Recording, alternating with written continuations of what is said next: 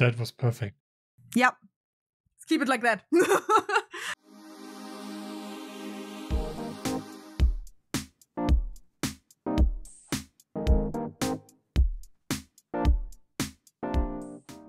Welcome to Easy Immunology. My name is Alex. And my name is Stefan. We both studied biology. Alex just finished her PhD thesis, and I teach immunology at the university level. And while doing so, we both realized that we not only enjoy teaching, but we also work really nicely together as a team. Therefore, we started to make a YouTube channel explaining immunology in easy words in German. As we got a lot of good feedback, we decided to make the same videos also in English. If you're interested to join our journey about the immune system, you can just subscribe and follow us for new videos.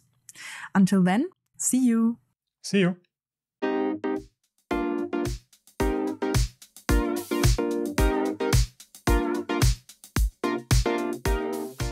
What do you want to say?